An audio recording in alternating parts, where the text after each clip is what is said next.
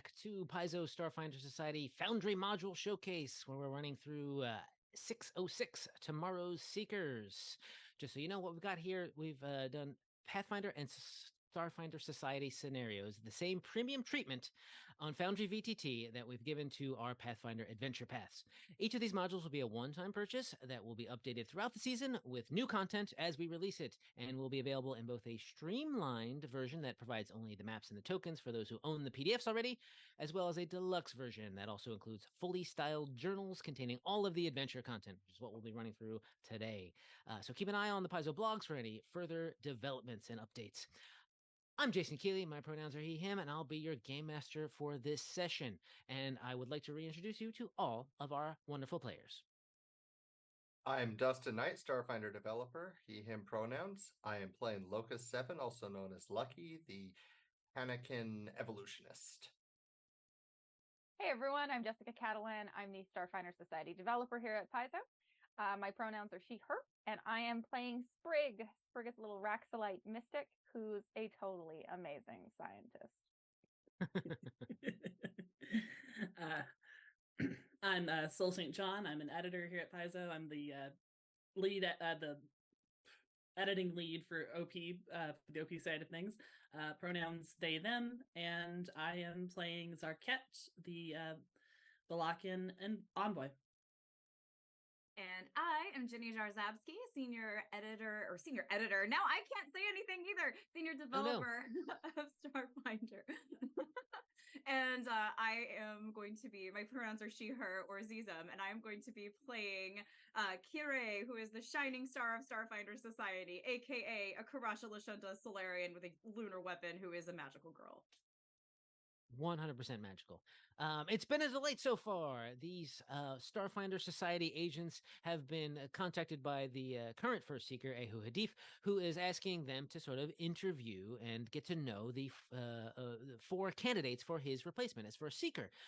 The group has already, of course, become stage icons with Aurora Everbright in a talent showcase that showed all of their acting abilities and just managed to foil some pickpockets along the way, as well as a trip to Abalon to a temple of the First Ones for electrician and engineer Sarmak, who is looking to find, who is always into sort of these mega structures built by ancient civilizations. And they brave this temple, these Starfinder agents, to find a device to bring back. And it turns out to be this data drive filled with thousands of terabytes of information about the past. But now they've still got 2 more people that they can talk to.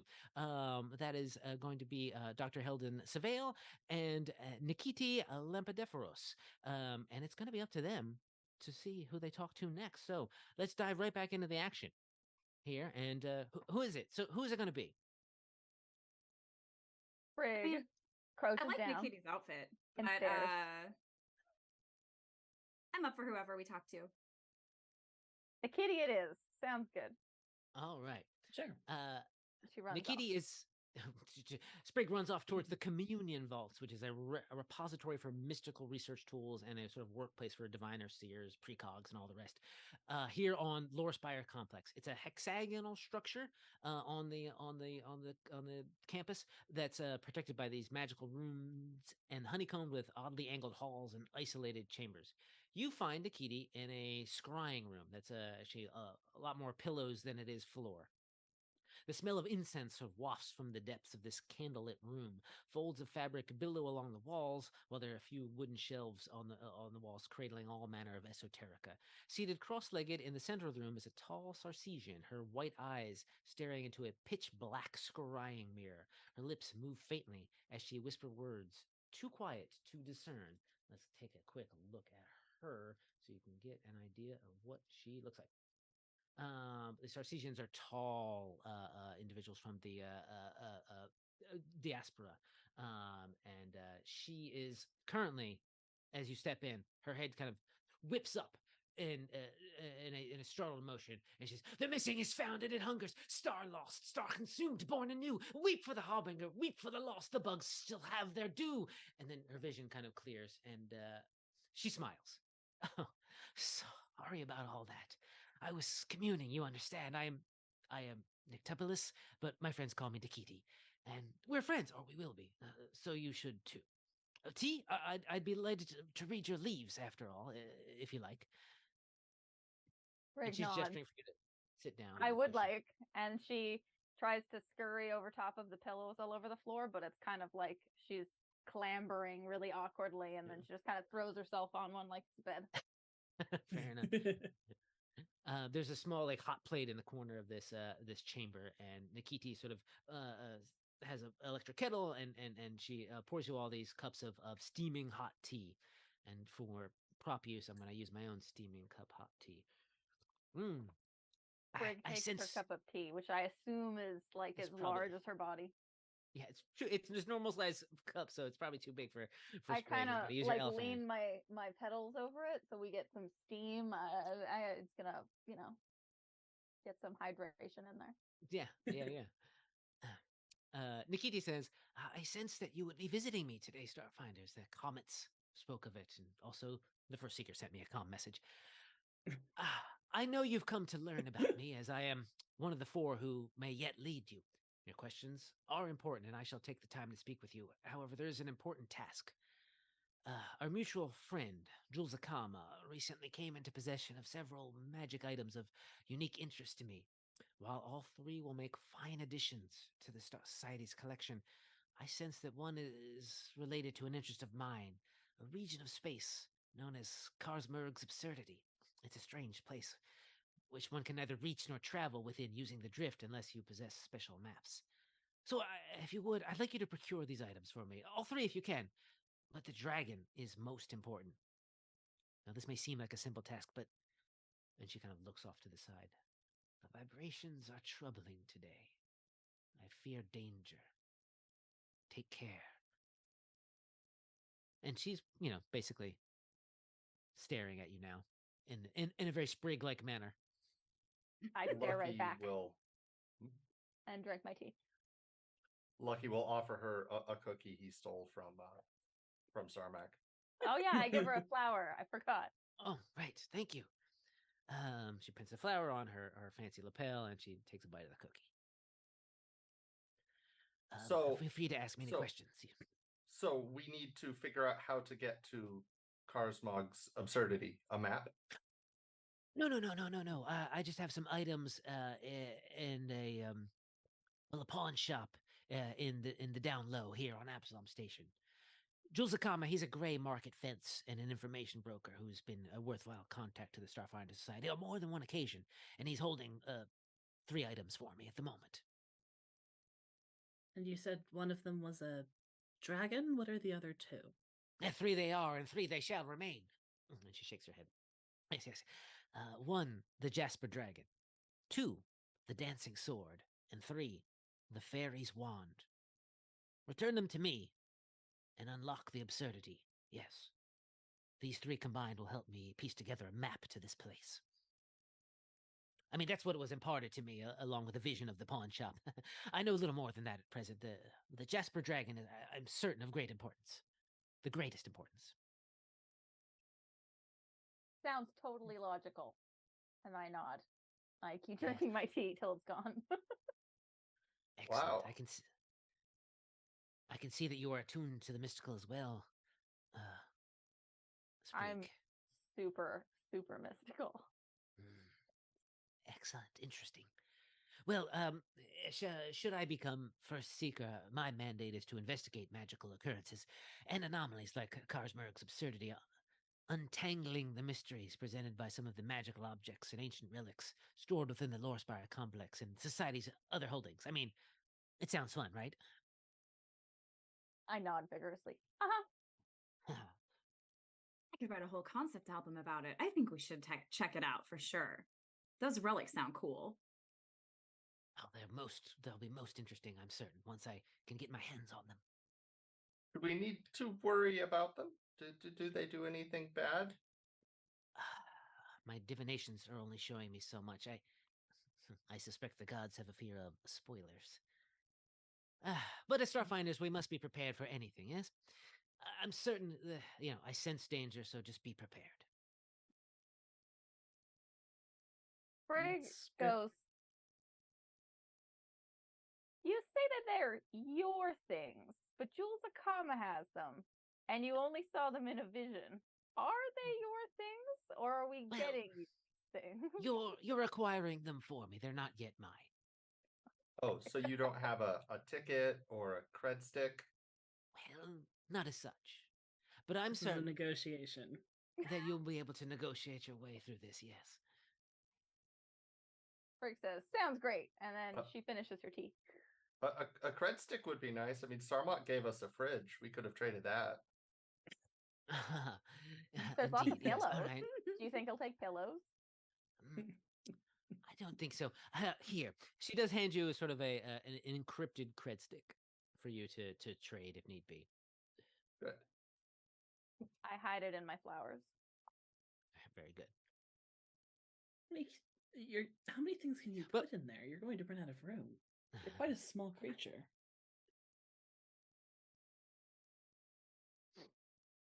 I finished my tea and I'm like, okay, bye. Okay. She's just been waiting till she finished her drink. See you soon, I hope. Oh, we better go follow follow up. You must keep a close eye on your friend, I take it. She does have a tendency to wander off. So it's a short, again, public transit ride to the down low neighborhood of Absalom Station, which is sort of a seedy area of this place. Jules Akama's Loans, which is the pawn shop, is sandwiched between a building that contains a Kuthite sensation house and another building that is a combination dry cleaners and Castrovillian takeout joint. As you step inside, there's no one in here, but you hear the sounds of destruction audible from a door, from behind a door behind the counter. It's a crashing objects and rumbling explosions. What do you do? I shout very loudly, adventure calls! And then I just randomly run off. I don't wait for anything.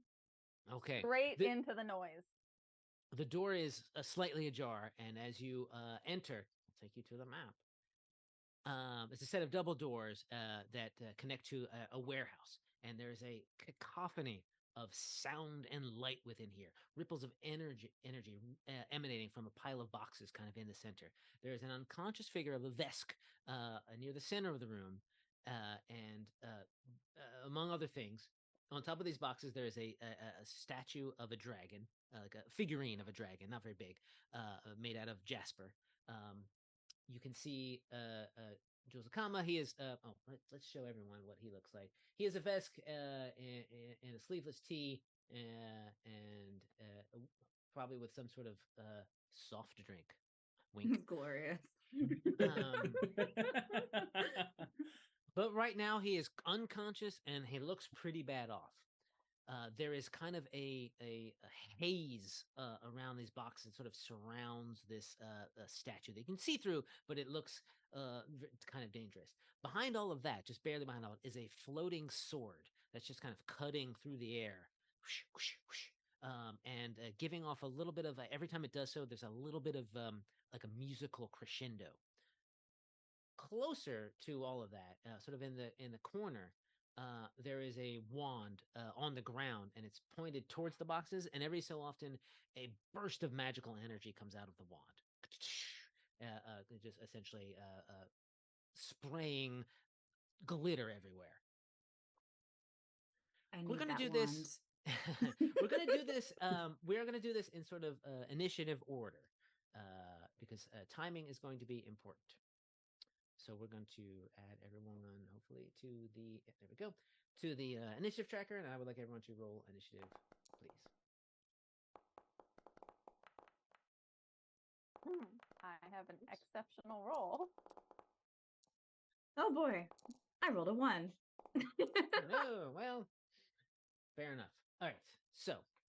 Who needs to go first anyway? Needs to go first. The again, you see this. Oh, let me begin the combat here. This dragon figurine continues to give off the this mist. It's breathing out of its mouth. That's basically all it's going to do. Locus 7. We're up to you. I would like to try to investigate these objects. Okay. Perhaps using mysticism to try to identify. Yeah. We'll start with the. I don't know if I could do all three in one round, but no, you have to do each of them kind of separately, I think. Yeah. Okay, we'll start with the drag. We'll start with the. If I don't have to, I'm not going to walk into the glitter, but we'll start with the dragon. Sure. From here, you can take a look at it. Oop. Sure. Oop. I'm sorry. That's okay. All right. Good to know. Okay. From your background. Yes, and I don't know if these count as traps, but if they do, there is a bonus from the background. So let's roll 17. All right. So, what you can tell here is that there's a 20-foot radius around this statue. That is a cloud that essentially is filled with soul-sapping negative energy. Now, you could brave your way through it and take your chances, of course. But you can also, if you were to get next, you're gonna have to get close to it to deactivate. You could use an engine. It's basically like a trap, right? You could get close to it and use engineering to deactivate it. Maybe from a distance, you could use mysticism to disrupt its magical energy temporarily, enough to get close to it and snatch it up or something. Huh. I'll see what the wand is up to. Alrighty.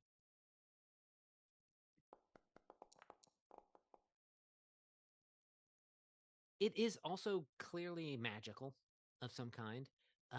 It is technically, we're going to be using it as a trap, but you're not necessarily how it's functioning or what it's doing, but it is just essentially like spraying out these glittering lights every so often at a fairly regular pattern. And it's kind of hitting this whole area. It's kind of, we'll say, you can kind of see that it's about a 45-foot cone. It's actually sitting on these boxes right here. So it's spraying a big cone of light down into kind of where you're standing, but it hasn't done it yet. Okay. I will relay the information and let's run at and try to deactivate the wand. Okay. Do you have the speed to get that far? I have a 40-foot speed, 45 if I get my mutation point this combat. I'm going to call this a combat. So yeah. Okay. These rounds are important. But 30, 35, 40. Yep, that's enough. Okay. So you run up to this wand. What are you going to try to do to essentially deactivate it?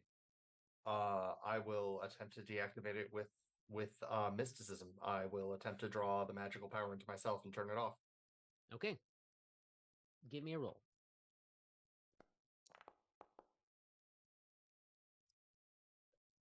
You have what's your sort of mysticism background? Did you study at I just learned books or whatever?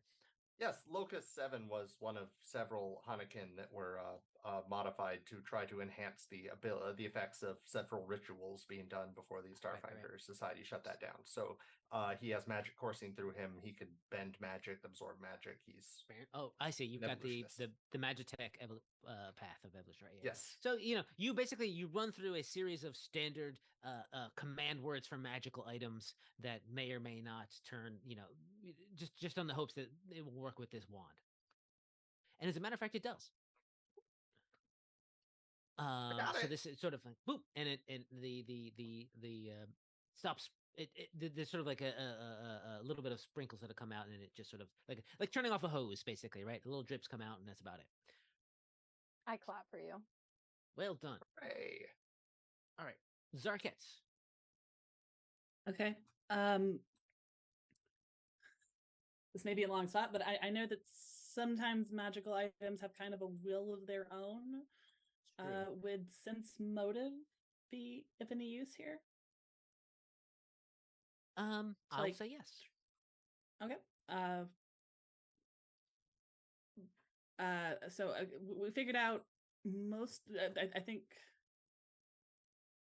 Sorry, I kind of missed. We figured out mostly what was going on with the sword, right? There's a there's Or- a dragon giving off this cloud, and behind this, Dragons. on the other side of this cloud, this sword is just kind of floating in the air, kind of occasionally swiping at nothing really, but every time it does so, it kind of gives off this musical crescendo. Okay. I think I'm gonna try to sense motive on that with the caveat here that of course I can't see what's going on. I'm mostly judging by sight and sight, or not by hearing and smell. Yeah. Great. So I'm listening to the music mostly.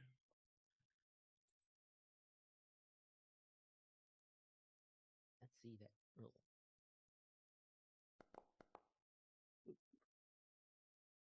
Ooh, very good. Even with that roll die. Yeah, so you can what it sounds like is that it's like a full song that this sword is basically playing.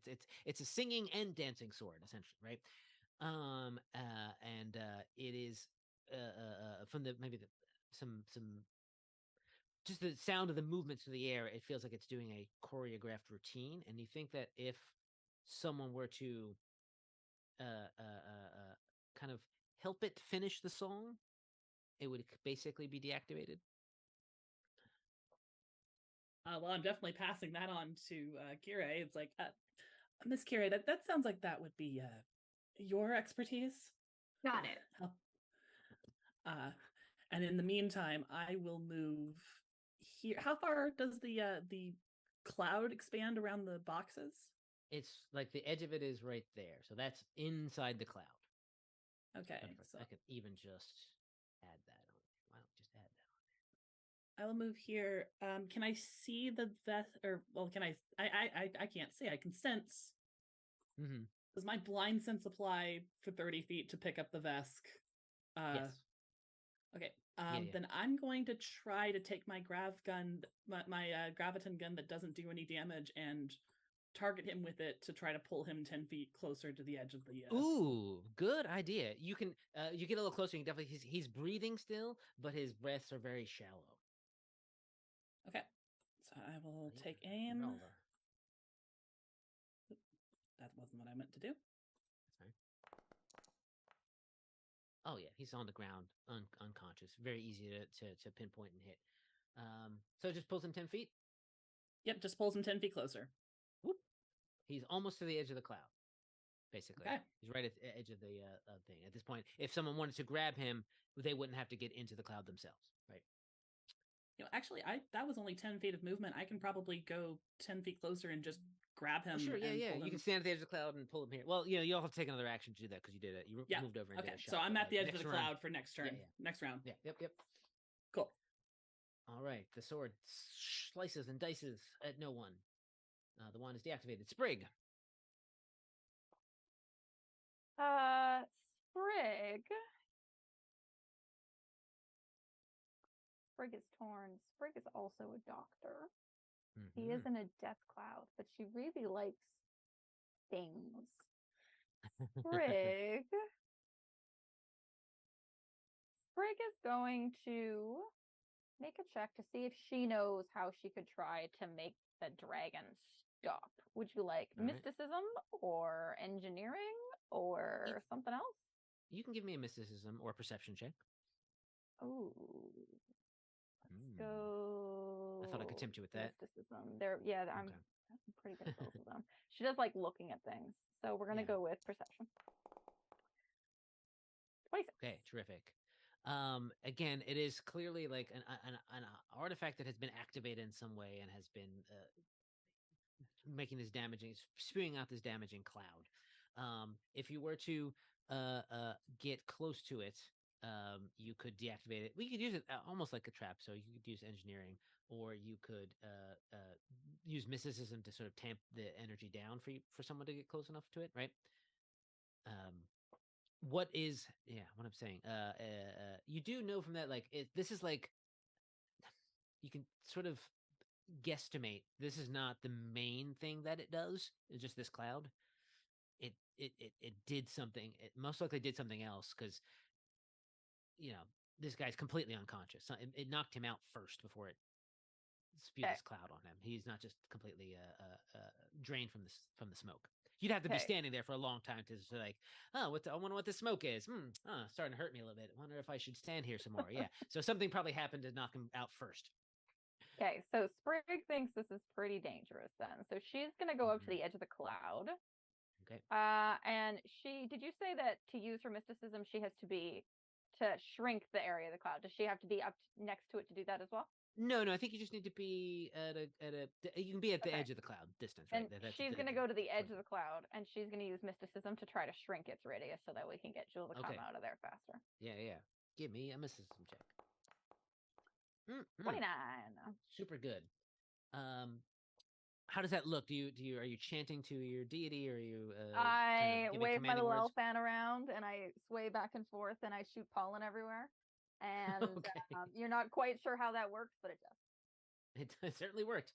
It did the trick. I'm just going to delete this one and put a smaller. Yeah. Excellent. Definitely made it smaller and centering it on the dragon. Oops. There we go. Great. Here it is your turn. Okay, so luckily we have a lot more room to maneuver now. I'm going to walk in after hearing that there is a sword I might be able to perform with.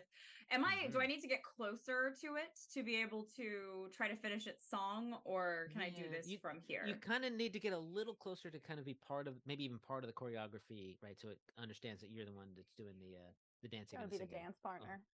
Yeah, kind of be the dance partner, yeah. So within like 10, 15 feet of it. Okay, so then, I don't really want to walk through that. So I'm probably going to just double move this turn then. Sure. To get closer. And hope my friends can also continue making this a smaller poison gas area. Fair enough. Was that your my double move? turn. Let's see, did I...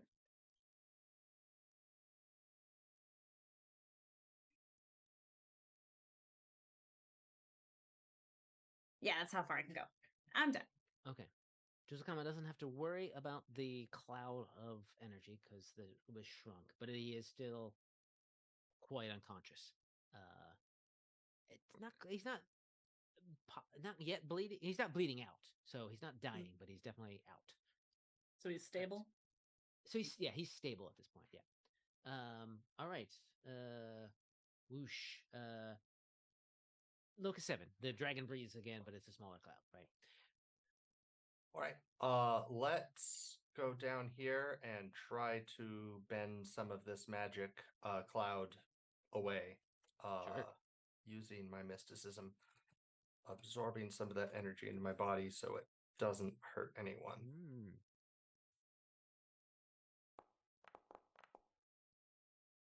Hey. Oh, nice. Yeah, looking good. We'll shrink that down even further. About 10 feet. All right. Zarkett. Okay, I am not a mystic. I have no connection to this sort of thing, and I'm also not a seasoned performer, so I feel like the best thing I could probably do is just grab Jules. Jules. Grab Jules and just drag him further back away from all of the chaos just to make sure he's clear. Right. So as a move action, you can drag him like 10 feet. So you can take. So I will do that. I will drag him 10 feet back. Right. Whoop. Just to get him clear and just kneel by him and just do the basics of checking his pulse and making sure he's stable and okay. Yeah, the basics of first aid. Again, you can tell he's currently stable, but he took a net. What is odd though is you don't see any like wounds on him. You're not sure if he was just knocked unconscious, but definitely wasn't like sliced and diced in any way. All right, the sword dances around a little bit. Goes up there. On deactivated Sprig. Sprig scampers up a little closer. And then waves her elf fan around some more and sways her little flower petals back and forth. And she also keeps trying to shrink the cloud. Great. Here we go. 24. Heck yeah. Basically, as you're doing this, the dragon is actually inhaling the smoke, right? Awesome. You're sort of convincing it to go, and it's just sort of like just one square. And from this distance, you could use engineering to deactivate it if you wanted to, or you can continue mysticism, and once it's finished, so he's inhaling all the smoke, it'll be done. Yeah. Yep. Kirei. Okay, this round, I am going to kind of saunter over and get within range of the sword for my first move action. And I guess now, am I close enough to kind of get a sense of of the rhythm it's using? And all right, perfect. You've been watching. You've been kind of watching it as you get closer, so you're getting the beat and the whatever kind of maneuvers it's doing. Okay, so I'll just start dancing, like kind of mirroring its movements and trying to kind of complement them, as well as humming a tune. Let's see. We'll use a profession check. Please I do this all the time on stage. All this time on stage. Yeah. With okay. sword? Why did it not add? Hold on, I rolled the wrong one. It should be a plus 11, so that would be a 23 total. Great. I just rolled the wrong profession. That's fair. You get into the groove, and like you can recognize right away that this sword is almost like stuck in a coda, essentially sort of repeating over and over again. It can't find the ending to the song, so you're able to step in and humming a little tune to yourself, maybe even adding a little vocal flair, bring the song to a close. And then as you do so, the sword kind of just it kind of lands on the ground. It doesn't clatter. It just kind of like drifts close to the ground and is still and silent once more. So well done there. We got the sword.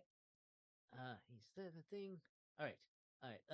Locus will run up to the smoke and try to use his spellbending to shunt it back into the dragon where it belongs. Definitely, 100%. With that, the dragon inhales the last bit of the smoke, and the sort of like glowing eyes that sort of indicated that it was active kind of shut. And we're finished with that particular set of challenges at the moment. You've got the three of these items with and Jules, an unconscious Vesk, sort of groaning as sort of normalcy returns to the warehouse. Before Jules Akama wakes up, I go over to the little dragon and I pick it up and I look at it. It is yeah. Is it small enough that you can pick it up, or is it bigger than you are? Well, if it is, that's what my elf fan are for. I'll hoist it. It's probably as big as Sprig is at the moment, right? There is if you'd like, you can give me a physical science check or a perception check. I will definitely give you a perception check. Fair enough. It's made of it's all one kind of carved out of almost like a single jewel or stone, right? It's very nice, very fancy, very smooth in a lot of places. As you're looking at it, turning over, there's a message engraved on the bottom. I read it if I can. Do you read? Can you? That's the question. I can read. I don't know what you can read. I'm just wondering. Me to read. Yeah. Do you have a list of your languages somewhere that I can quickly look at? I don't know if I wrote them down. I did somewhere. Yeah. Hang on, let me look at my intelligence. 1 second. That's fair. Well, you've got kind of like a. No, I wouldn't. I would speak common and Raxolite and something else super basic. Right, Sheeran, because they're my pals. Right. We've got like a translator kind of situation, a pocket linguist that lets you know. Yes, I do. That this message is written in Aklo. Yeah, and it'll take another minute or so for it to translate it, but for now, if anyone does speak Aklo in the party, they can read it quicker. But it's taking some time to run through the translation matrix. Yeah. Looks like we need a culture check to also help decipher it. I hand my pocket linguist over to Kirei. You get culture, right? It gives you a +2 bonus. Oh, nice. Thank you. All right. So let me see. You said +2. Let me see if it will add. I can just type that in. Let's see if we can read it. 'Cause I don't know Aklo, but I can try. Try. 21. Great. You can get enough from the pocket linguist to know that the message reads, "Take my secret with you, traitor." Oh, this was not a happy occasion. I relay that to the party. I pick up the dragon with my little elf fan, and then I like try to hold it over my flowers on my head, but it clearly won't fit. So I hold it out to. I'm gonna hand it out to Lucky because you have a good feathery like crown, and clearly I think that it's really good at holding things too. So I hand it to you. All right. There you go. I will take it and look down and nod. Fair enough. Juzakama is kind of like waking up a little bit. He's like, "Oh, no, the shop. What? Where's my? What happened? What happened? Easy there. Who are you?" Hey, Jules Zakama. I'm just gonna take this for your safety. We're from the Starfinder Society. Oh, Yeah. sorry. I go over here and steal this wand while you guys talk to him. Whoa, wait, hold on. You can't just be coming in here taking things, taking my stuff. It's okay. Nikiti said we were supposed to talk to you and get these items. Yeah. Oh, yeah. They're. Well, one thing, you can take the dragon. You can get that cursed dragon out of here. It's. I don't want to see that anymore. But those other things are still a sign of value, right? Still kind of valuable. They're can't get also kind of cursed, right? They attract you. No, I don't know. It was just some sparkles and some music. The dragon tried to kill me. So who did you screw over that it tried to kill you? No, I didn't screw over anybody. What do you mean? Are you sure? Sprig laughs. No, I bought these. I bought them at a storage locker auction. Interesting. I wonder who the message was intended for then. Storage locker. Message, I don't know. The storage lockers. People don't pay the fees, and then the people who own the storage lockers say, "Oh, you can have the stuff inside if you buy, if you pay the debts." Actually, so yeah. Can I sense motive to see if he's telling the truth? Sure, yeah. About the storage locker and all that. Yeah. He seems to be telling the truth. He might be holding a little back, but he seems to be telling the truth. I think Zarket is just. No, go ahead. Zarket's just going to kind of like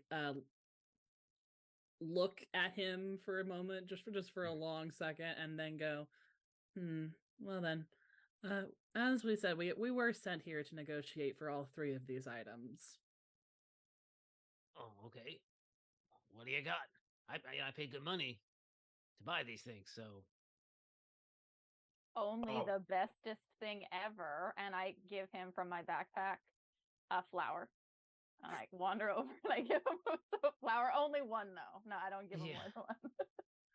You Starfinder Society people trying to give me flowers. Look, I appreciate that it's very beautiful, thank you, but I can't make my money back on that. I hold up the cred stick that Nikiti gave us. Yeah, there you go. He looks at it. All right. Well, I can let you go one of the other two for this. I gotta make a living here. I'm a businessman. I'm just an honest businessman. I take the hood ornament that we have that I've been hiding in my flowers, and I give him the magical hood ornament also. There, now we can take both. Okay, did you just take this off a car? It was totally a gift. Hmm. Or possibly I got it from a storage locker. I swear, I bought these things with. Oh, you don't believe me. All right, fine. Though, give me a diplomacy check there, Sprig, or a bluff check. Yeah, I got diplomacy. All right, fair enough.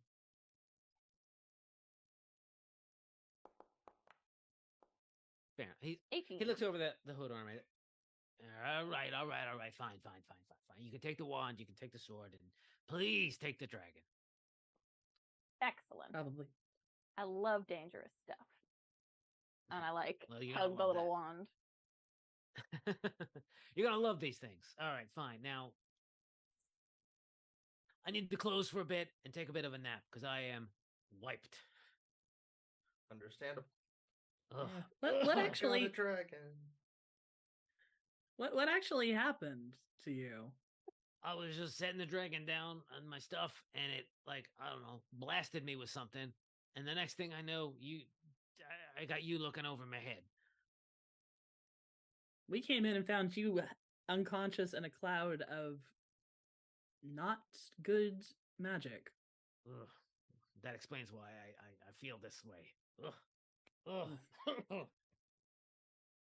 I asked Well- whose storage locker it was. Does he want to? Will he tell us?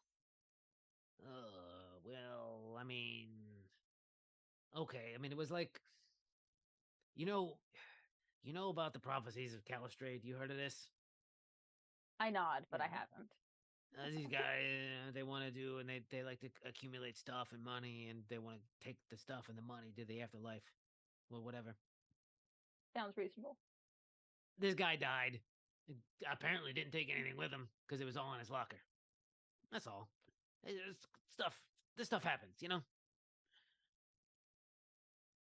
Hmm.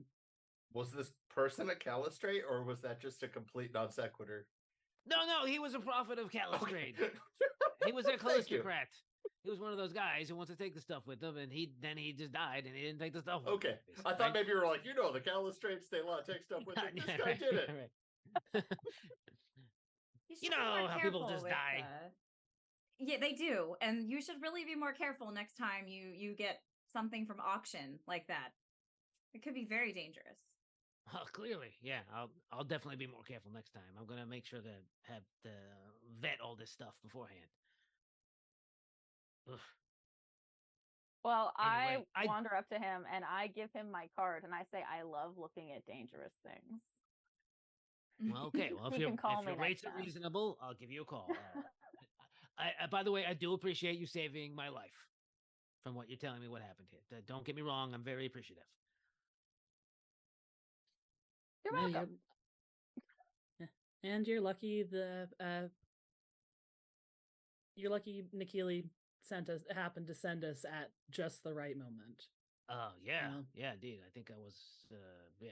Well, so you say, but I heard she like sees the future anyway. So I guess maybe not luck. Maybe mystic. Whatever. All you Starfinder Society people come in here. It's always mystic this or science that. All right. Again, I gotta take a nap. I say, okay, Fair bye. And I Bye. leave. And he like follows you out, locks the shop door behind you as you leave. I'll take us back to the splash page. Do I you tell take everyone, these? well, that Go was ahead. fun. That was. I'm writing a song about being betrayed by your lover and having a duel with this magic sword and dancing as we head back to the. Everyone To will the think it's like society. a metaphor. No. Yes, absolutely. You head back to Nikiti in the archives or in the vaults. I'm sorry, and hey, she's like, "Well, that was quick. That was quick. Did you get it? Did you get everything?" We did. Oh, thank you. All right. Did you have any trouble with it? Nope, but we had to spend your cred stick and my No, and my hat. of course. I was buying it. You had to spend your hat. Oh, I'm Mhm. sorry. Is there any chance I could borrow the sword for a photo shoot, actually, for my album? Or do you need it right now? Do you need it right now? No, I could. When you're done with it, you could just let me know. Call my agent. I'd love to take a look at it, and then when I'm done, I'll let you know. Great. Terrific. Yeah. The You were dragon's right about the fuse- dragon. You should be careful with it. Oh, yes, I will. I'll be quite careful. Indeed. Yeah, we should Go ahead. probably give her the details about the smoke and the Sure. Yeah. Oh, magic yeah. stuff, just because, like, yeah, if she's getting into that. These And the things. storage locker. Mhm. Oh, well, that makes sense that such a thing would be found in a prophet And, of Calistrades. There was something Stuff. weird written on the bottom of the dragon. She takes a look at that and says, "Well, this was clearly a trap laid for someone without our foresight. Since you've done such a good job, and since you had to get rid of your hat, let me give you a few things. She puts out her little grabby hands. Okay. So I'm not going to put these, just to maybe pen these down, because it's a spell gem of adamantine shot. Ooh. So that's basically a spell in a can. A spell ampule of biome adaptation, which is a spell in a syringe, and then a radiation buffer. I will take the spell gem. Actually, let me check if I can cast the spell gem. Technomancer and Witch Warper. I cannot then. I have the spell biome adaptation actually, so I will let somebody else take the ampoule, and you can inject yourself with it if we need it. Terrific. I'll take it. I will take the spell gem, but solely just to hoard it, because none of us can cast. Sure. Yeah, fair enough. Stick it in my flowers, I guess. Fair enough. And the radiation buffer is an armor upgrade for radiation, which would have come in handy earlier, I suppose. My character is greedy, so I will let someone else take the radiation buffer before she keeps hoarding things. Someone else is welcome to use it. I'll take it. It makes sense for Valakin to be big on survival stuff. You know, LoJack is not a very safe place to live. It's on your sheet. What was the spell ampule again? Biome adaptation. Thank you.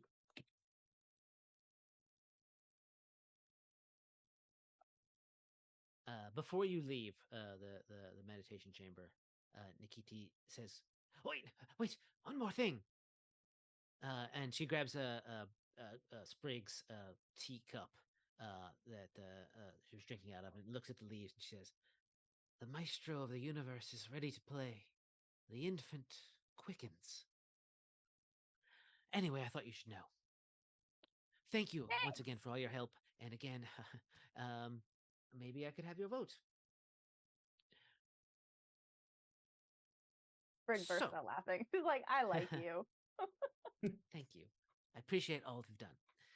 There is but one more person left to see, and that is Dr. Heldon Savale. He's currently in a research lab on the grounds of Lorespire Complex, so it's like a 5-minute walk from where you currently are. Inside the lab, the hum of a centrifuge masks the low conversation between a half-orc man and a Verthani woman across the lab. There's a ding that draws their attention from a nearby machine, and then they both look up, and the half-orc, who is Dr. Savale, sees you, and he says, "Yes, hello, Starfinders. Please, come in. You're just in time. Dr. Monsilkis, could you keep an eye on that?" And he's pointing at the machine that just dinged, and she waves at you. Now, I know that the first Seeker sent you to meet me, and I'm glad you're here, but I'm afraid I have a rather important and, time-sensitive mission for you. Are you familiar with how antibiotics work? I nod. Very good. Yes, you'll know that it's a medication designed to treat a biological... He can't help but explain it anyway. A medication designed to treat a biological infection, usually something picked up due to contact with plants, animals, or in this case, bacteria. The citizens of a mining outpost on Thosum 5 have come down with a nasty stomach bug, and it's taking its toll on the community. Unfortunately, it gets worse. You see, Thosum 5 is a mining planet controlled by Abadar Core, and the tax master there is charging a truly extortionate price for the medication to treat the infection. Worse, the formula is proprietary. Now, Dr. Monsilkis and I, we're close to cracking it, but I think we need a bit of help. The fascinating thing about the natural world, he's clearly about to go into this lecture. The fascinating thing about the natural world is that we see patterns crop up all the time on wildly disparate worlds. Animals on one planet are perfectly suited to digest the otherwise poisonous leaves on another. A fungus on Castrovel has been used in treatments for early shedding in Vesk soldiers. Even on Octurne, we see, and Dr. Monsilkis behind him goes, I'm sorry. I'll save my treatise on building a full catalog of the natural world for later. Oh, and I didn't show you this gentleman. You see him on the in the thing, but let's show everyone what he looks like. This very well coiffed and bearded half orc gentleman, and well kitted out. But back to the task at hand, he says. A team of Starfinders recently brought back a sample from a world in near space, which I think holds the key to the miner's conundrum. I require a fungus sample and a soil sample from that planet to be sure. Might you be willing to take a trip to Volnisp for me? Sprig course. nods and says, I love exploring. Also, I'm a botanist, so sure.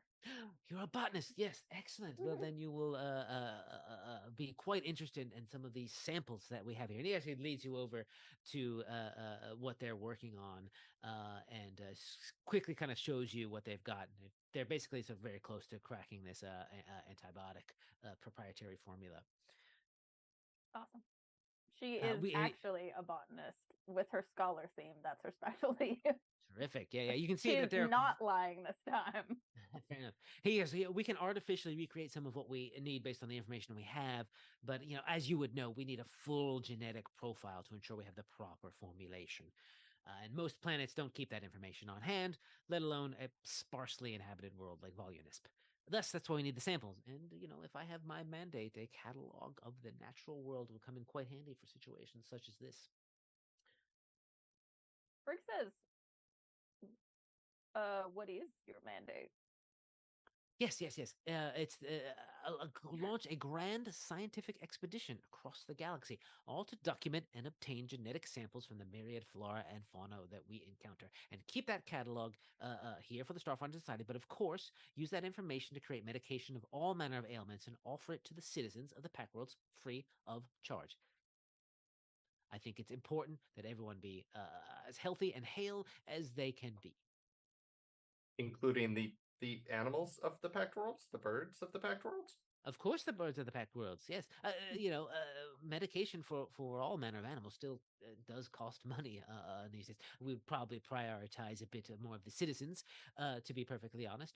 But any sorts of as we've seen in the past, ailments that have originated in an animal species might make a transition to our, people like ourselves, humanoids and non-humanoids alike, jumping species that way.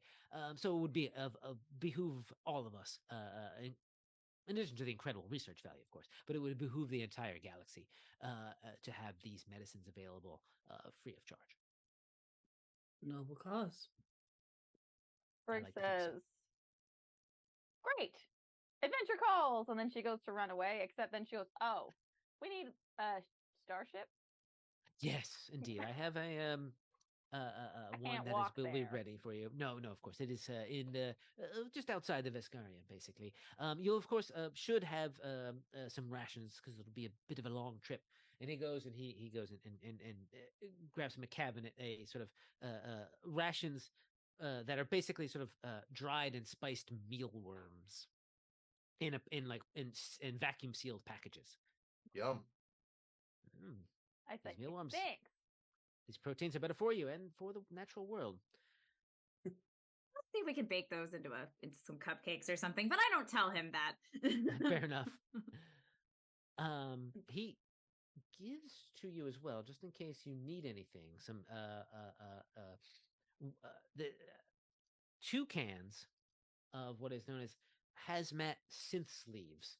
They're quick dry spray-on polymer to prevent when you're handling dangerous materials, but don't can't have gloves on, right? Basically because you need the fine motor control from that you don't get with bulky gloves. So you can apply this polymer to your hands and arms, and it lasts for an hour before flaking away and gives you sort of resistance to energy damages, basically.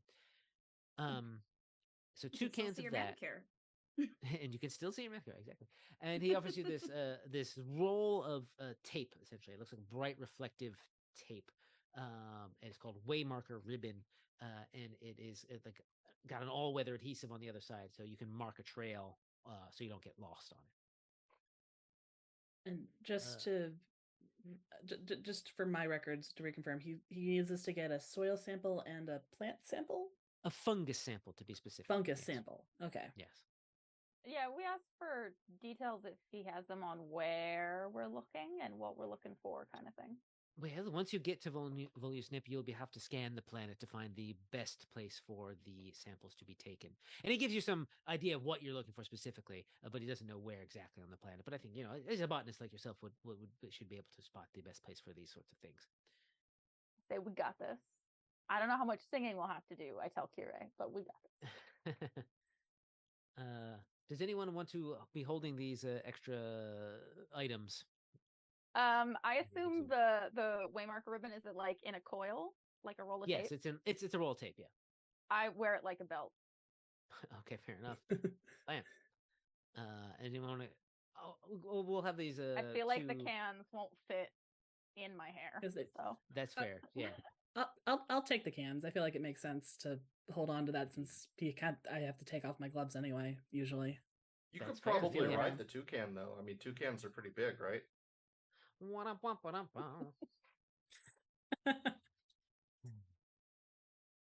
All right. Again, if anyone wants to make a physical science or life science check to know a little bit more about this planet before you go there, I can do life science. Right, I am not a physical science kind of Raxolite. Oh, Apparently, no. neither am I life science. Well, I have some life science from studying birds, but might not be enough. The two of you recognize the fact that this is a sparsely inhabited planet. Again, like the doc has said, in near space near the Veskarium. Locus, you've heard that it's known for vast forest and ever-present clouds of small biting insects, which should be lots of fun. Oh, goody. Forests planets are big. It could be anywhere on the planet. All right. Oh no, I just realized we have to scan the planet and none of us are good with computers. Well, maybe you can all aid each other at this point. Oh, no. So there's a Pegasus class starship waiting for you out at the docks again. It's got a small crew complement, and they take you out to near space, which takes a full 12 days uneventful journey. You rest up and you maybe prepare for the mission at hand, and eventually you reach orbit of Volnisp. So, and again, it does mean we're going to have to scan right now. Someone can make a computers check or a physical science check to scan the planet, and all of you can. Anyone who wants to can aid. Even if we're not trained? Even if you're not trained, I would say there's going to be some, it's computers are, these are scanning computers kind of meant to help you along. Maybe there's a little clippy that pops up. It'll scan. Captain Concierge, for instance, right? She might show up. Seems like you're trying to scan the planet for life science. I am at least trained in computers, so I can. Okay. I can try scanning. Terrific. If anybody would like to help, I'm not that I'll trained. Try to aid. I will try to help. All right. Can I actually give them advice based on the kinds of soil and fungus I know we're looking for with life science? Yes, I'm going to give you aid with the life science. Yep. Excellent. That sounds clever. It's good and clever. 25 to help out. All right, I will try to help. No. We're all crowded around the scanner. Everyone's tapping on the same keyboard. Try pressing that button. That part looks pretty. All right, so you've got a let's see, +2 twice. So you got a +4 to this computer check. Okay.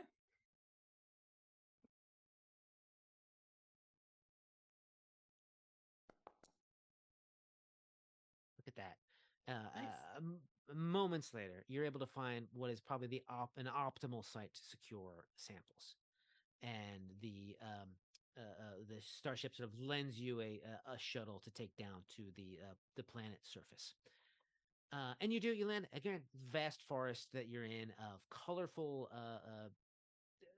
leaves and soil and just sort of like this crisp air, almost like an autumn air As to get a soil sample, there is from here, you've got to sort of the scan of the planet sort of give you a sort of a wide area. So, but while you're down here, you need to kind of hunt out a specific place that has the most appropriate soil.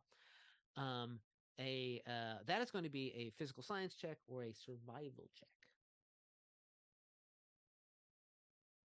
I can roll survival. I'm good at that. Okay, terrific. Now you're sort of like in the right spot, so You it's not got going to be this. super This difficult. way. Yep. And I say, trust me. Indeed. 19. You head maybe half a mile into the woods, and you find a spot underneath some of these trees that have the best chance of getting the stuff that you need out of the soil. Oh, by the way, I forgot to mention, since we're going out into the wilderness, I'm casting biome adaptation on myself. Terrific. So I attune to the biome that we're in. Terrific. I ignore non-magical difficult terrain in that biome, and I get a +2 bonus on stealth checks and survival checks. But survival is only for like weather and stuff like that, and finding my way. Right. Good. Well, that survival check was, I think, a finding your way kind of check. Yeah. I think, right. So yeah, you're able to sort of spot you've adapted to the place, and you find this good soil sample. And everyone though needs to make some kind of check to help get samples at this point, because otherwise it would take too long for one person to get all the samples. That can be an acrobatics check, an engineering check, or a physical science check to collect a sample. I will lead the way with an engineering check is what I got. Great. I cannot use my trapsmith tools, sadly, so lower than normal. Fair 18. Enough. You find some soil. I mean, you're just sort of using the tools that the doctor gave you to collect the samples and get them into little test tubes to make sure they're not contaminated. So you're being very careful with the tools that you're being given. Yeah. Who's next? I'll go. Acrobatics. All right.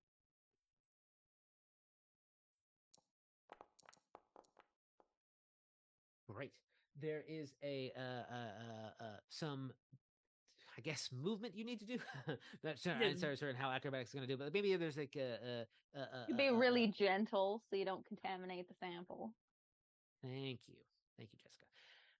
That is you're just being careful not to contaminate, and you grab some stuff. Who's next? I'll do also an acrobatics check if I can. Yep. To help out here. Oh, yay! Nice. The 28, but it was a nat 20. So yeah. I nod at you and say, "See, I told you you're a great scientist." You're maybe not used to working in the dirt, but you give it your all to get enough for a sample. Maybe we'll go back to university, sparkles, right? Yeah. Practically glitter. Exactly.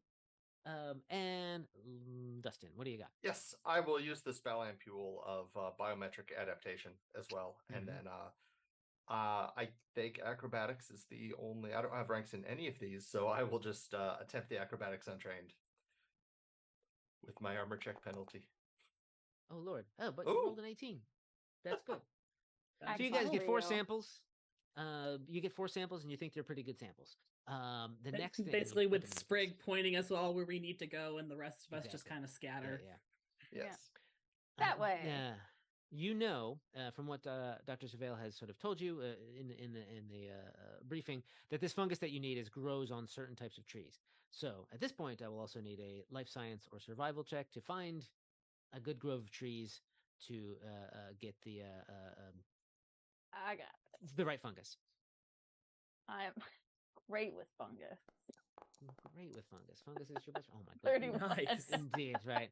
You're like, okay, be careful. Don't touch those too much, and don't touch those too much, because those are covered in this sticky sap that won't come off. And you're able to find a couple places where there are some fungus is growing. And then once again, we'll have everyone make a check.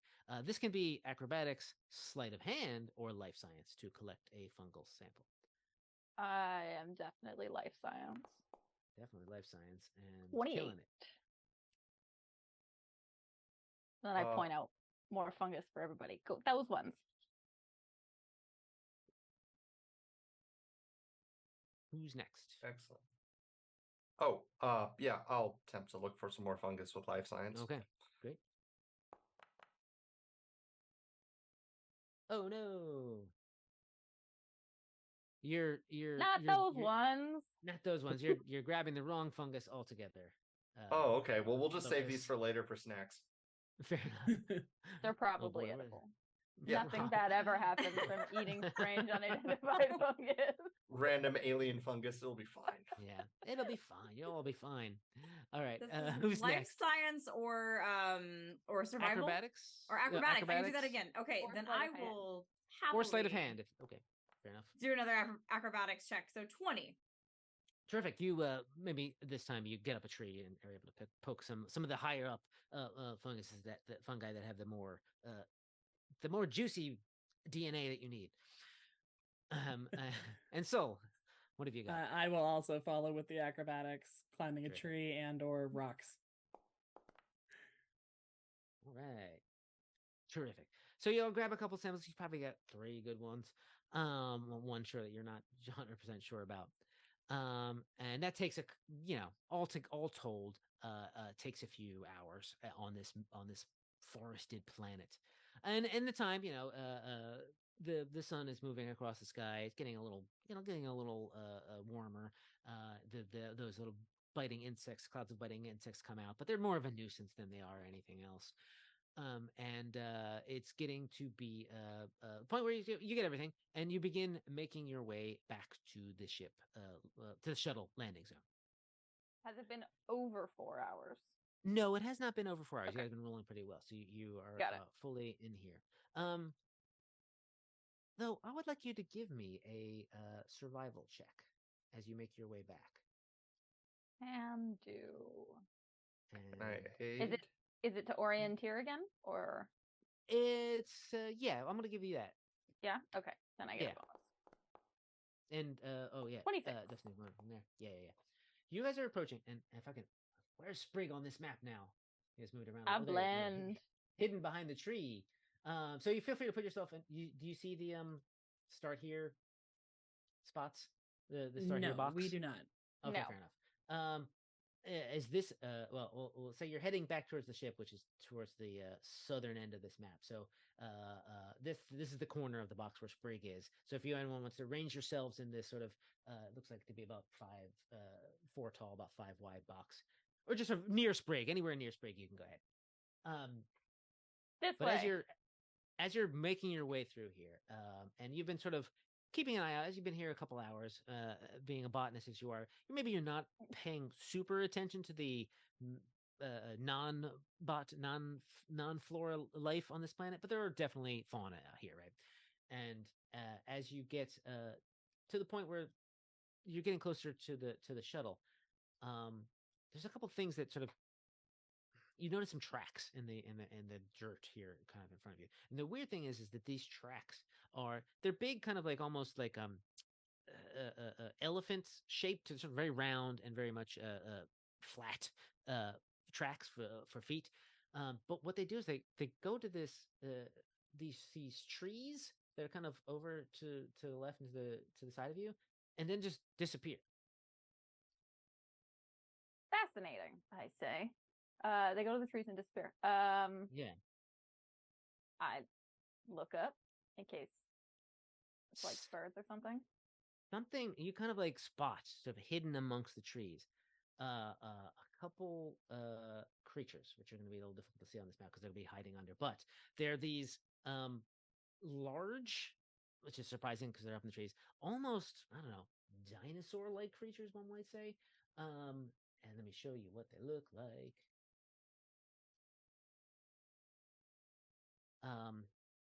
Kind of like 3-pronged feet, Floppy ears. rocky, big floppy ears. But what they're doing is they're upside down in these trees. Oh.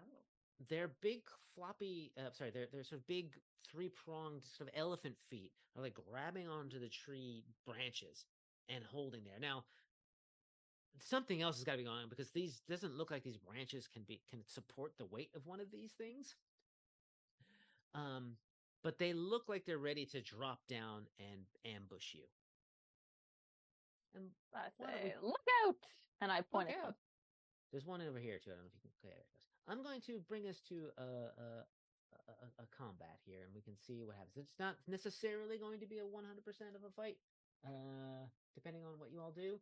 but let's see how it works because they're ready to go.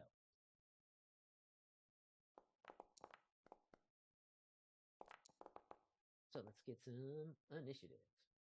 So where are these guys relative to us? They are in front of you. They're like here in that tree and in that tree. Okay, so that's close enough that I'm going to spend a resolve point to use one of my class features, the scent of danger, to add my expertise dice to my initiative. Great, love it. I do not know if I can roll that in the initiative here, but yes, I can. Roll it. Woo. Oh, great, terrific. I can always adjust the final the number you get if need be. Well, look at that. Didn't help much, but no, any little bit. Jenny, I think we need one from initiative from you as well. Oopsie. Let me do that. There we go. All right, let's begin. The first one. Oops. Nope. Here I am. The one of them. I say this one here. Yeah, the one that's sort of off to the west side. Jumps out of the tree, like leaps out of it. When I have to do an athletics check, so let's do that.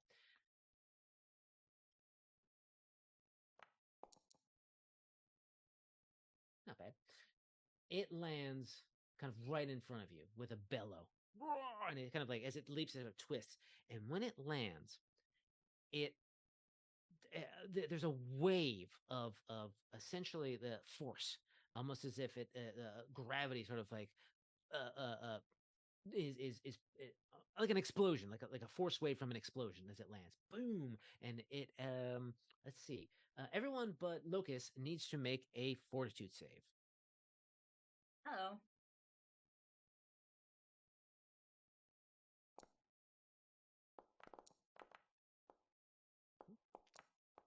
Oh, everyone but me. Oh. Yes, you're fine. Although that was a good save. I rolled amazing. Sprig. Sprig to go. No, All right. Now, this is only the shockwave deals 4 points of bludgeoning damage, 2 to those of you who made the save, which is everyone but Sprig. Let's do that. All right. Did anyone else? No, Zarkat, I will get you. Okay. Boom, and it roars. Gosh, that was just a move action to jump. And then it kind of swings its tail around at Zarket and attempts to hit them with it. Yeah. 1 second. All right, here we go. What's a 19 against your KAC? How does that do? That's gonna hit. All right, okay. You're gonna take an additional 8 points of bludgeoning damage. And Sprig, it is your turn. Well, this is a little too close for comfort. Sprig is like the size of one of its, I don't know, I was going to say toenails, but it's an elephant. I don't know. So we're going to take a guarded step back here. And then she's going to cast Mind Thrust. This is one of her second level spells. So here we go.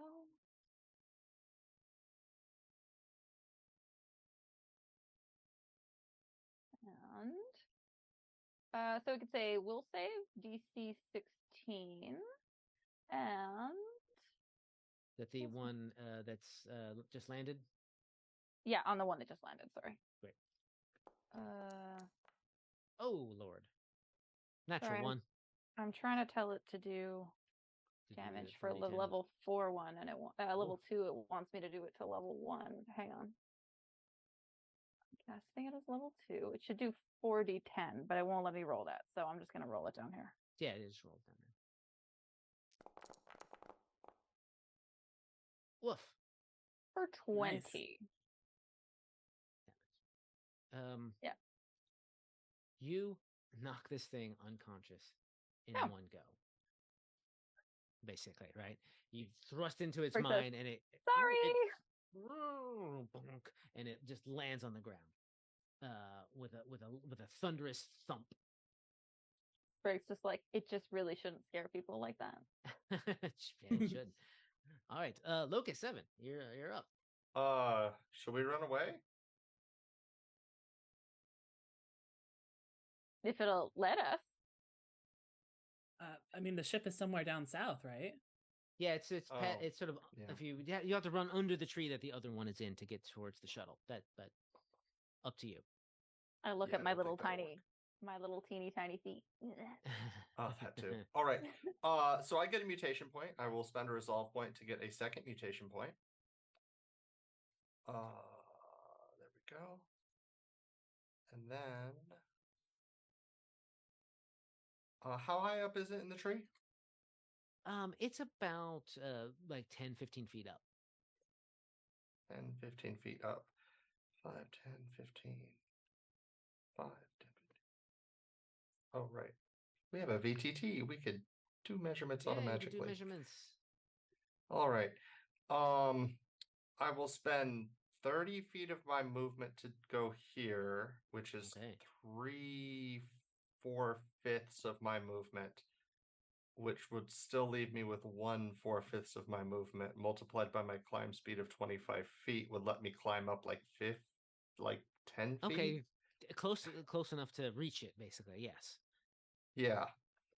Great. We have a climb speed. Wowzers. All right, yeah, Fractional you get up there and movement. it's like, whoa. And then I will whack it with my tail. Okay. As the circuits of magic flow through my body and the electricity courses through the feathers on my tail. Because I am the only tree climbing dinosaur. Around these parts. Right. Guess in this case I could be considered an invasive species. Does a 19 hit its EAC? It sure does. Great. And it will take 12 electricity damage. Right. And, You zap it. I let out my vicious war cry, and that will end my turn. All right. Kirei. All right, Cosmic Sparkle, make up, and I do my transformation. Of course, I cannot see it from here, though, right? I see You can- just the tree, or You can target its air, like generally. I think it's got cover from the trees and whatnot, right? But it's okay. you can see the shit now that Sprague has pointed it out, and that you can definitely tell. Oh, that's not a big fruit or anything. That's a creature up there. Right. I'm gonna move up a little bit to see if that's better. If I stand like under the tree, if I can get a better non-covered. Sure. Yes, but you are directly underneath it. Okay, we maybe won't go right underneath it then. I'll back up a little bit. So then I'm going to try. We're gonna do another sugar sparkle icicle and shoot an icicle from my microphone at it.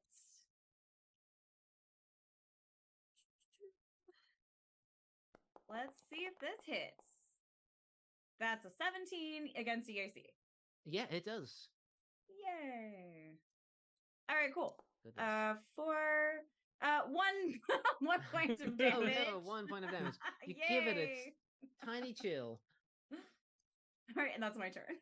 All right. Zarket. Okay, so I think Sarkette instinctively, when this thing landed in front of them, was in the midst of so they walk with a cane, and they've been halfway through pulling the sword out of their cane when this thing just fell unconscious in front of them, and they're like, right, yeah. Oh, okay, and put that back. And switching to, let's see. Honestly, I think the most helpful thing I can do right now is stay roughly where I am, and use actually they will take basically a step and maybe like kind of signal with the sword cane, trying to do the clever feint to distract the one that the other two are fighting. Ah, okay, yeah. Make yourself look more like a target in some way. Yeah. Yeah. Oh, yeah. Definitely flat-footed. That'll make them flat-footed to all of our attacks until the end of my next turn. So okay. Anything else? That's it for me. All right. Well, it's gonna jump out of the tree from where it is. Let's roll that. Let's check for jumping. That's actually it. What's that? Okay, great. And it kind of leaps out of the tree over your head, Kire, over your head, Locus, and lands like right in the midst of everyone. Does that provoke an attack of opportunity? Yes, it does. For you are within reach. I didn't land on Sprig, did I? Nope. Okay, I'll ping you there. I'm hiding in a tree. All right, under it. yeah. You hit me. Oh, sorry, I can hit you. No, I think. Well, do you have a? No, I don't. 'Cause reach? I have my pistol out, You have your so I pistol out, can't. yeah. Yeah, I don't get to do that. Okay, this is a very fast fight. I will say that. Because as it is leaping out and as it is as it leaps over, sort of away from Locus, he whips up its tail, and bam! The thing is unconscious as it hits the ground, completely out. Now I don't know if that's gonna. I think though, as it hits, that gravity wave affects everyone within 10 feet. So I will need a fortitude save from everybody. Okay. Where'd I know? I suck again.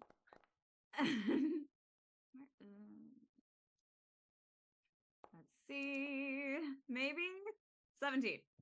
All right, it's good. It's good. Oh well. Although I'm gonna give Locust. I'm gonna give you enough to make you only take half damage because you're actually up in the tree. You're actually a little more than 10 feet away. I think being 15 feet up in the air. But once again, we'll say that Sprig, you're gonna take. Everyone takes 1 point of damage from that minor gravity wave. Because it feels wasn't alive anymore. Super bad about these I was gonna say little guys, these giant things. They're So big. she's gonna quickly see if she can stabilize them to see if they're not dead. So Yeah, she will just cast stabilize on them. Okay, blam. One then the other. You blip them. They're still unconscious, but they are not going to die. I pass them. What? Good thing. As you're sort of like looking over them and making sure that they're. You can kind of. Oh, give me a life science check. Yeah.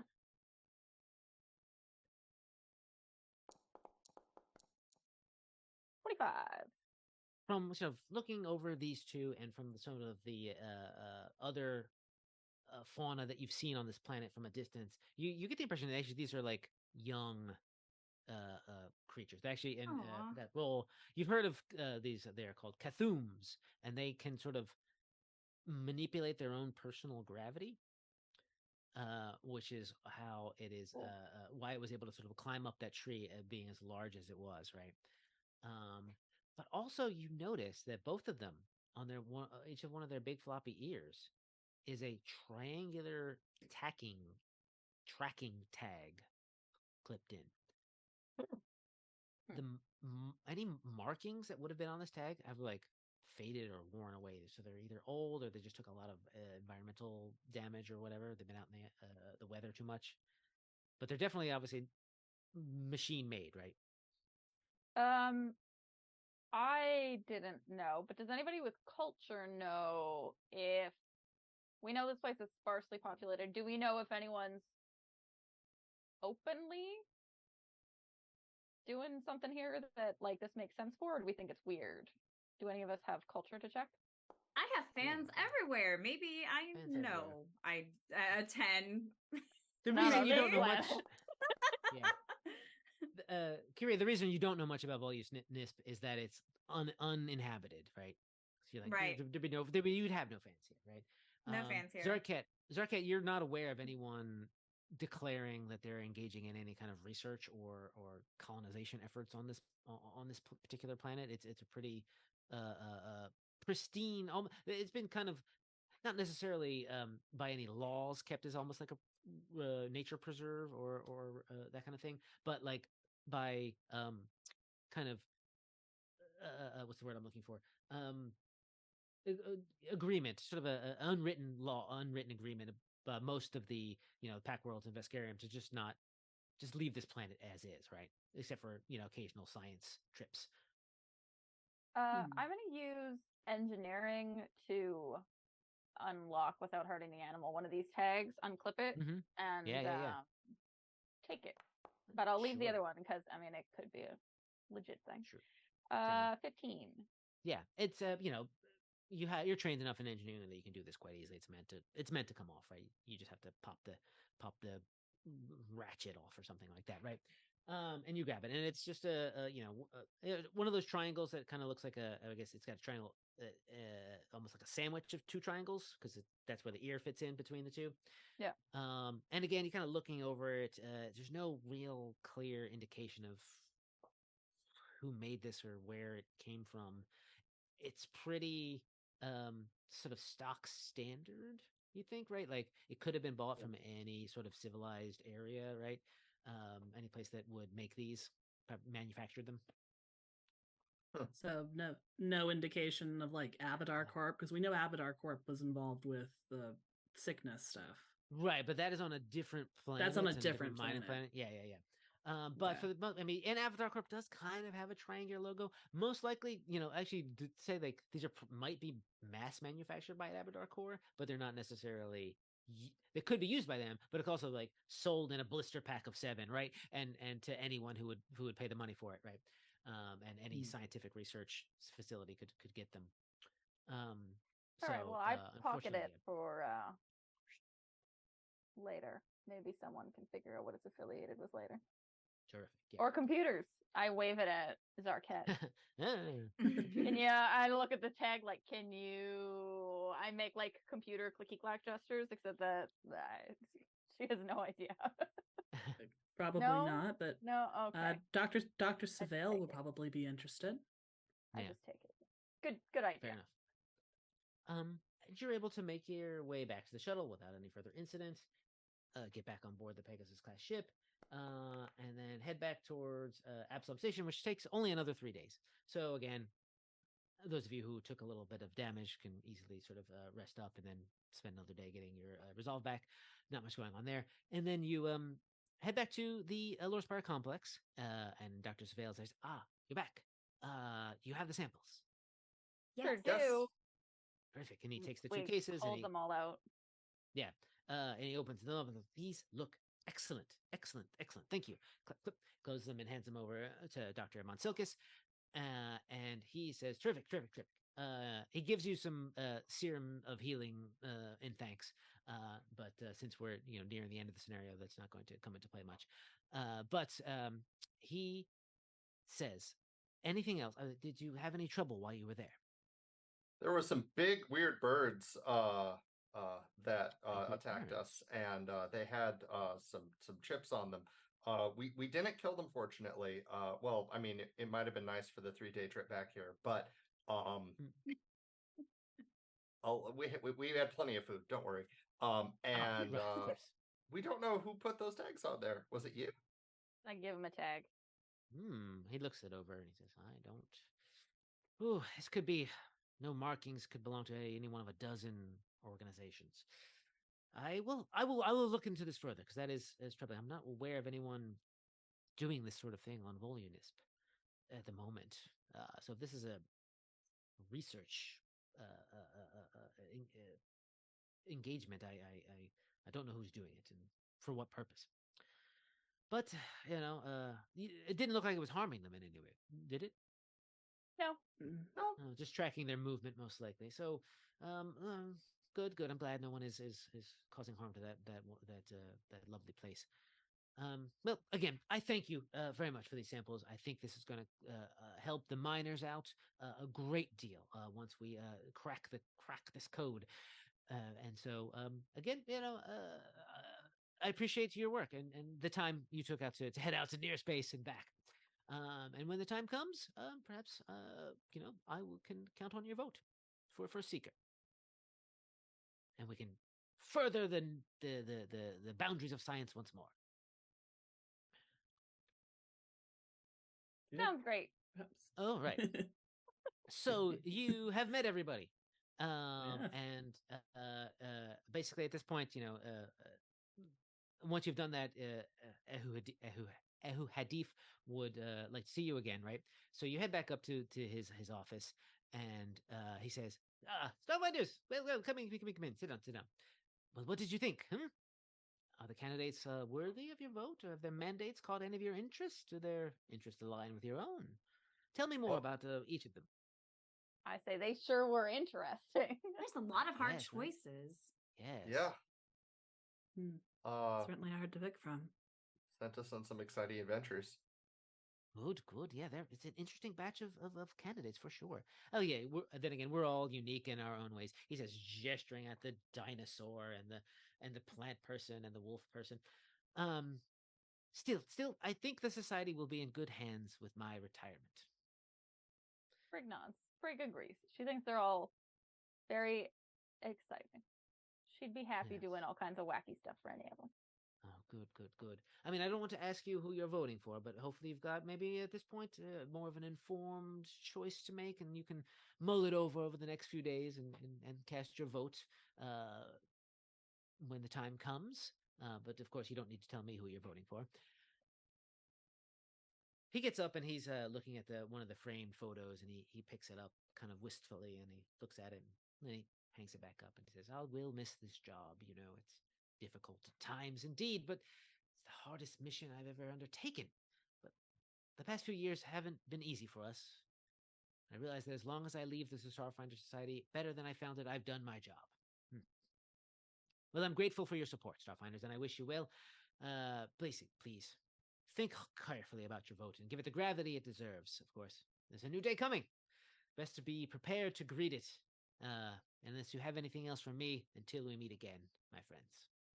Sprig wanders over and clambers. It takes a while. Clambers up onto the desk despite her tiny little height. And then she reaches over and she pats him with her little elf hand. She's like, "You did good, Ehu." Thank you. I do appreciate hearing that.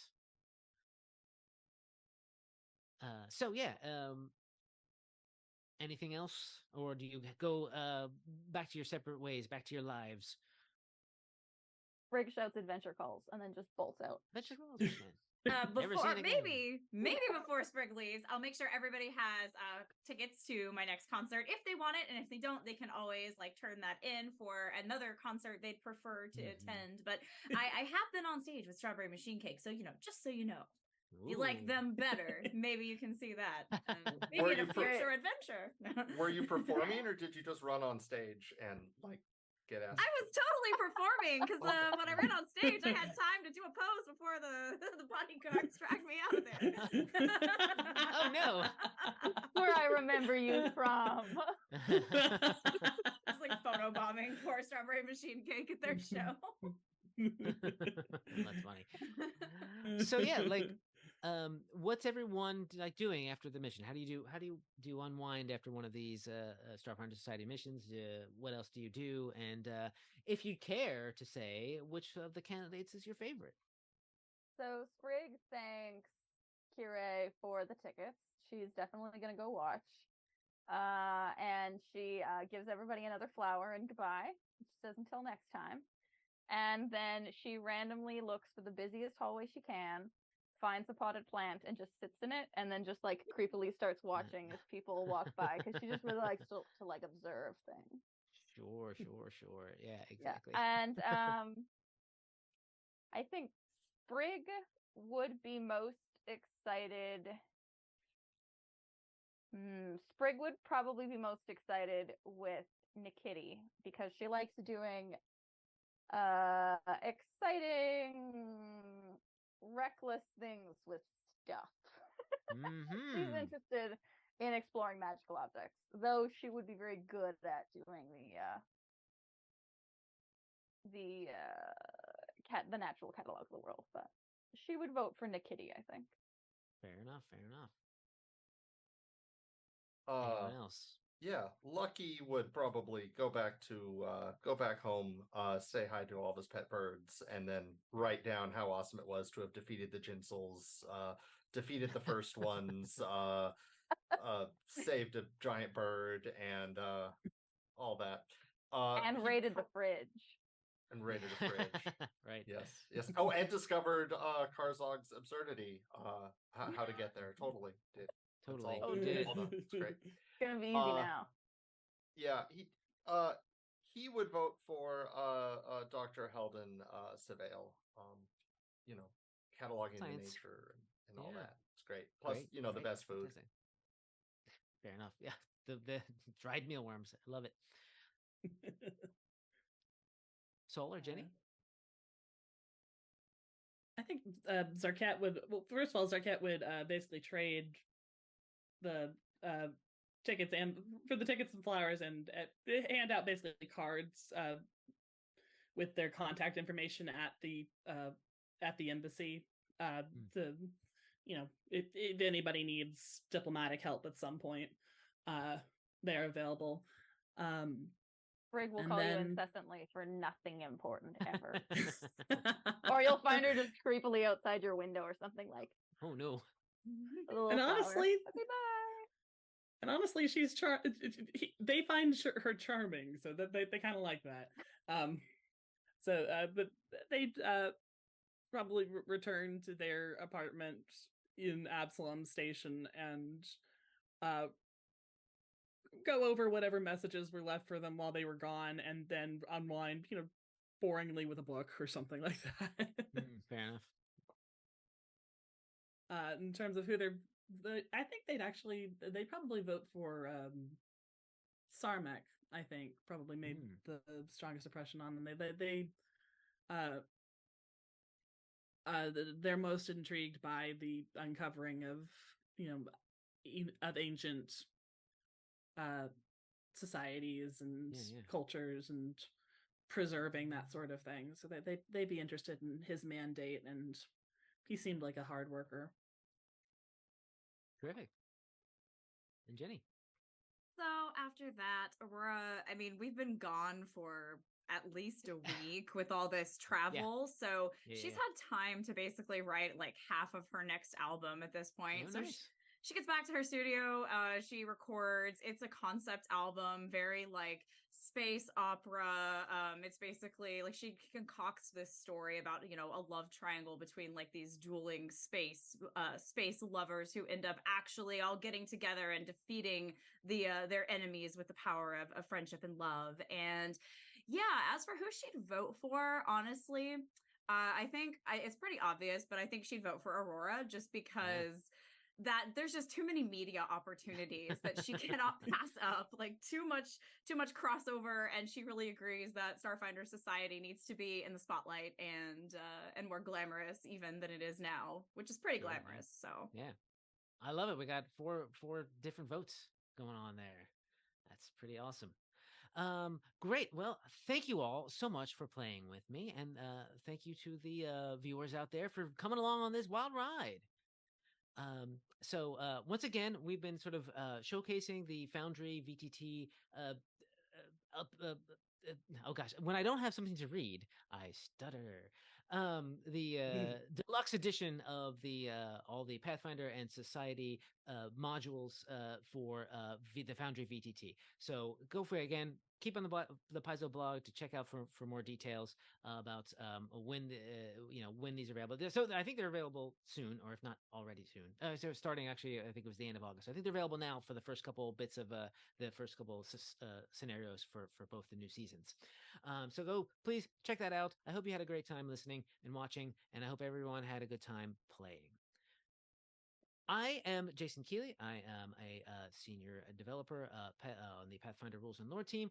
I'm going to tell you that you can find me on social medias, generally at the same handle. It's Herzweston, Herzwesen. Though I'm not necessarily posting a whole lot on any of them, but search me out on there. I'm sure you'll find maybe get pictures of my dog and my squirrel friends. And I would love to turn it over to the rest of the crew here to give you their for them to give you their socials. So Dustin. My name is Dustin Knight. I am Starfinder developer. You can find me on various social media spheres under the handle Kitsune Warlock. And you can find my work at starfinderplaytest.com. My name is Jessica Catalan. I'm the Starfinder Society developer here at Paizo. You can find me on most social media at D20 Diaries. And more importantly, I'd like to point out that the first Seeker election is ongoing. So if you would like to vote for your choice of who should be the next first Seeker of the Starfinder Society, go ahead, go to paizo.com/firstseeker, and you can cast your own vote. Thank you. I knew I was forgetting something. To seeing who we pick. Yeah. I'm Sol St. John. I'm an editor at Paizo, and specifically the OP editing lead. You can find me on social media at stjohnsol.bluesky.social, that whole business. And yeah, absolutely, go vote. It's going to be fun to see which one of these, whoever we come up with, it's going to be great. And I am Jenny Jarzabski, a senior developer for Starfinder. You can find me on most social media, including Twitch at Space Princess J. And yes, I'm going to just echo that you should go to www.starfinderplaytest.com for all the latest news in the Starfinder 2nd Edition playtest. And also, you should vote. You should totally vote. Yeah, definitely. Get out there, check out the playtest field documents, go vote for the new First Seeker, do all that stuff. And we will hope maybe we'll see you around in the future. More of these will happen. Who knows? But until then, good gaming to everybody.